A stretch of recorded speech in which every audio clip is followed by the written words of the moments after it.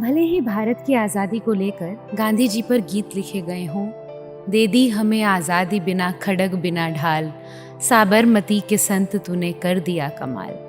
लेकिन इसका अर्थ ये नहीं है कि बिना रक्त की एक बूंद बहाए, बिना कोई बलिदान दिए, केवल अहिंसात्मक आंदोलन मात्र से भारत को आज़ादी दिला दी। बल्कि देखा जाए तो लाखों क्रांतिकारियों के प्राणों के बलिदान का परिणाम भारत की स्वतंत्रता है।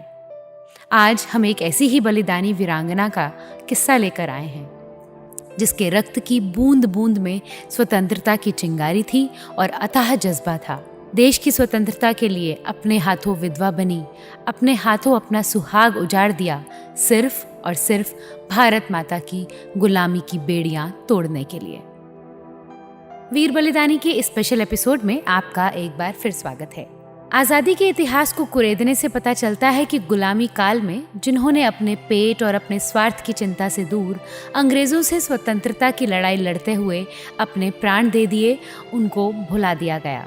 और जिन्होंने अंग्रेजों के साथ उनके महलों में लंच डिनर किया, उनके साथ हवाई जहाज पर घूमे, आज़ादी के नाम पर जिन लोगों ने लाठी तो छोड़िए, तबीयत से एक पत्थर भी अंग्रेजों की तरफ कभी नहीं उछाला, उन्हीं दो चार लोगों को भारत के बापू, चाचा, गुरुदेव और मदर आदि जैसे नामों से नवाजा गया। इसी के विपरीत भारत की आज़ादी के लिए अपना सब कुछ दांव पर लगाने वालों को कहीं गुमनामी की मौत मिली, तो कहीं आज़ादी के बाद सड़कों पर फूल बेचकर अपना जीवन बिताने की विवशता। इन्हीं गुमनाम महान क्रांतिकारियों में से एक महिला क्रांतिकारी थी नीरा आर्या। नीरा का जन्म 5 मार्च 1902 तत्कालीन संयुक्त प्रांत के मेरठ जिले के खेकड़ा गांव में हुआ था। वर्तमान में खेकड़ा भारत के उत्तर प्रदेश राज्य में बागपत जिले का एक कस्बा है। आज़ादी के बाद नीरा जी का जीवन सड़क किनारे फूल बेचते हुए बीता। नीरा आर्या की कहानी रूह को कपाने वाली है। नीरा आर्या और उनके भाई वसंत कुमार दोनों ही आज़ाद हिंद फौज के सिपाही थे। नीरा आर्या का पूरा जीवन संघर्ष, थ्रिल और सस्पेंस का मिश्रण है। नीरा आर्या एक महान देशभक्त, क्रांतिकारी, जासूस, संवेदनशील लेखक, जिम्मेदार नागरिक, साहसी और स्वाभिमानी महिला थी, जिन्हें गर्व और गौरव के साथ याद किया जाता है। नीरा आर्या ने नेताजी सुभाष चंद्र बोस के प्राणों की रक्षा के लिए सेना में भर्ती अपने अफसर जयकांत दास की हत्या कर दी थी। मौका देखकर जयकांत दास ने सुभाष चंद्र बोस पर गोलियां दागी, लेकिन वो गोली सुभाष बाबू के ड्राइवर को जा लगी। लेकिन इसी दौरान नीरा आर्या ने अपने पति जयकांत दास के पेट पर खंजर घोंपकर हत्या कर दी और सुभाष बाबू के प्राणों की रक्षा की। अपने पति की हत्या करने के कारण सुभाष बाबू ने नीरा आर्या को नागिन नाम दिया। आज़ाद हिंद फौज के समर्पण के बाद जब दिल्ली के लाल किले में मुकदमा चला, तब आज़ाद हिंद फौज के सभी सिपाही बरी कर दिए गए, लेकिन नीरा आर्या को अपने अंग्रेज अफसर पति की हत्या के आरोप में काले पानी की सजा सुनाई गई तथा उन्हें घोर यातनाएं दी गईं। नीरा लिखती हैं कि जब कोलकाता जेल में थी तो हमारे रहने का स्थान वे ही कोठरियाँ थीं जिनमें अन्य महिला राजनीतिक अपराधी या तो रही थी या रहती थी। हमें रात के 10 बजे कोठरियों में बंद कर दिया गया और चटाई कंबल आदि का नाम भी सुनाई नहीं पड़ा।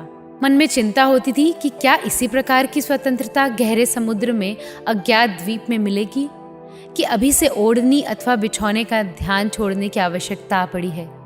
जैसे तैसे जमीन पर ही लोट लगाई और नींद भी आ गई। लगभग 12 बजे एक पहरेदार 2 कंबल लेकर आया और बिना बोले चाले ही ऊपर फेंक कर चला गया। कंबलों का गिरना और नींद का टूटना भी एक साथ ही हुआ। बुरा तो लगा, परंतु कंबलों को पाकर संतोष भी आ ही गया। अब केवल वही एक लोहे के बंधन का कष्ट और रह रहकर भारत माता से जुदा होने का ध्यान साथ में था। सूरज निकलते ही मुझको खिचड़ी मिली और लुहार भी आ गया। हाथ की सांकल काटते समय थोड़ा सा चमड़ा भी कटा, परंतु पैरों में से आड़ी बेड़ी काटते समय केवल 2-3 बार हथौड़ी से पैरों की हड्डी को जांचा कि कितनी मजबूत है। मैंने एक बार दुखी होकर कह ही दिया, क्या अंधा है जो पैर में मारता है? पैर पर क्या, हम तो दिल में भी मार देंगे, क्या कर लोगी? उसने मुझे कहा। बंधन में हूँ, तुम्हारा कर भी क्या सकती हूँ। फिर मैंने उनके ऊपर थूक दिया था। कि औरतों की इज्जत करना सीखो।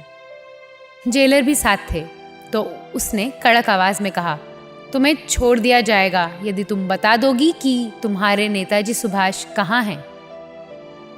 वे तो हवाई दुर्घटना में चल बसे, मैंने जवाब दिया।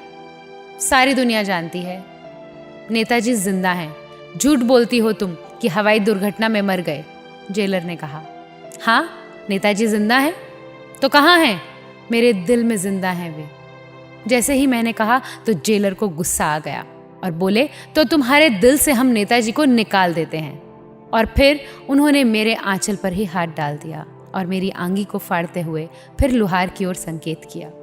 लुहार ने एक बड़ा सा जंबूड़ औजार, जैसा फुलवारी में इधर उधर बड़ी हुई पत्तियां काटने के काम आता है, उस रिपर को उठा लिया और मेरे दाएं उरेस को उसमें दबाकर काटने चला। लेकिन उसमें धार नहीं थी, ठूंठा था और ओरोज़ों को दबाकर असहनीय पीड़ा देते हुए दूसरी तरफ से जेलर ने मेरी गर्दन पकड़ते हुए कहा, अगर फिर जबान लड़ाई तो तुम्हारे ये दोनों गुब्बारे छाती से अलग कर दिए जाएंगे। उसने फिर चिमटानुमा हथियार मेरी नाक पर मारते हुए कहा, शुक्र मानो महारानी विक्टोरिया का, इसे आग में नहीं तपाया। आग से तपाया होता तो तुम्हारे दोनों उभार बुरी तरह उखड़ जाते। नीरा आर्या की कहानी पढ़कर जितना भी कोशिश कर लो, आंखों में आंसू टपक ही पड़ते हैं, रूह कांप जाती है। ऐसी कहानियाँ हमें बताती हैं कि हमारी माताओं बहनों ने अपना सब कुछ इस राष्ट्र के लिए न्यौछावर कर दिया था, जिनका नाम आज भी गुमनामी के अंधेरे में जिंदगी जी रहा है। और लोग गीत गा रहे हैं, दे दी हमें आज़ादी बिना खड़क बिना ढाल, साबरमती के संत तूने कर दिया कमाल।